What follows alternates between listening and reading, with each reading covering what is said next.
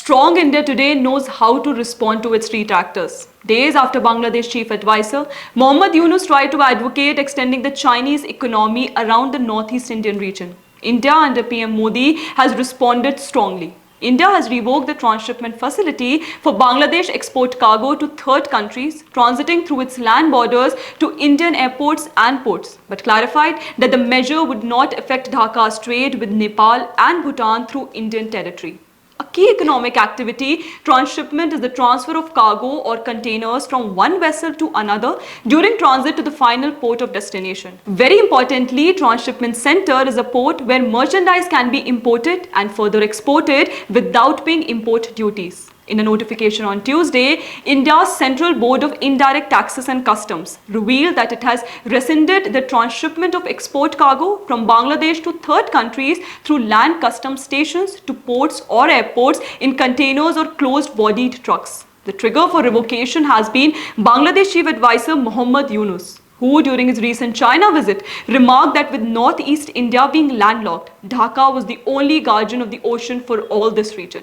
Hitting Bangladesh where it hurts the most, revoking the transshipment facility, the Union Ministry of External Affairs pointed out that the transshipment facility extended to Bangladesh had over a period of time resulted in significant congestion at our airports and ports. Logistical delays and higher costs were hindering our own exports and creating backlogs. The facility, therefore, has been withdrawn with effect from April 8, 2025. To clarify, these measures do not impact Bangladesh exports to Nepal or Bhutan transiting through Indian territory, MEA spokesperson Randhir Jaiswal said. The transshipment facility was given to Bangladesh from June 2020 onwards. Significantly, India's decision to revoke the transshipment facility comes at a time when Bangladeshi goods, particularly ready-made garments, are facing higher tariffs when entering the US market, the single biggest destination for Bangladeshi goods. Bangladesh Garment Manufacturers and Exporters Association admitted that Indian decision was a big setback for them.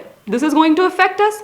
Our opportunity for shipment will shrink and our cost will go up, said Farooqi Hassan, a former president of the Bangladesh Garment Manufacturers and Exporters Association. Interestingly, on February 15, 2025, India's Apparel Export Promotion Council had requested the CBIC to revoke the transshipment facility for third country exports from Bangladesh, asserting that the facility affects their business. Almost 20-30 loaded trucks come to Delhi every day, which slows down smooth cargo flow. This has led to an excessive increase in air freight rates, delay in handling and processing of export cargo, and severe congestion at the cargo terminal at the IGI Airport, Delhi, said India's Apparel Export Promotion Council's chairman Sudhir Sekhri, adding that it affects Indian ready-made garments exports through the airport.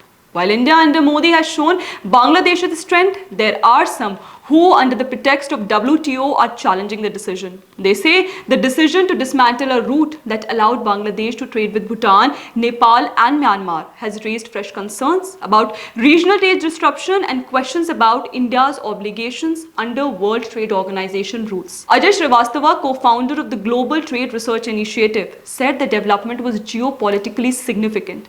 But India has long supported Bangladesh trade by offering duty-free access to its market. This step sends a message that economic facilitation cannot be divorced from national security concerns, Srivastava told an Indian English daily, admitted that under Article 5 of the General Agreement on Tariffs and Trade 1994, WTO members are obligated to allow freedom of transit through their territories for goods going to and from landlocked countries free from unnecessary delays and duties. But while these rules apply broadly, they are not absolute. National security concerns can be cited in certain cases, so countries have some leeway.